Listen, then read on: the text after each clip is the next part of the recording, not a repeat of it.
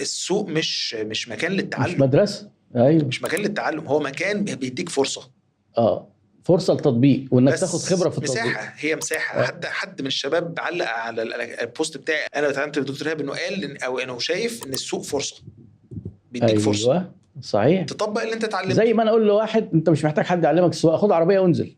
ازاي؟ طب ما هو لازم حد يعلمني وبعدين انا بقى او بالممارسة. برضه حد مثلا آه. بيقول انا ما حدش اتعلم العوم بالتدريب، امال اتعلمناه ازاي بقى؟ لا لازم اروح انزل اخد كورس.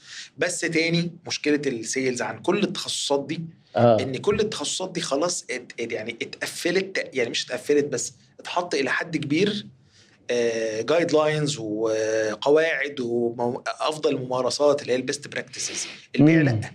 هي علومها اكثر نضجا، وانا شايف ان البيع مظلوم على بالظبط. مستوى العالم، وهو طبعا اكثر ظلما عندنا. طبعا.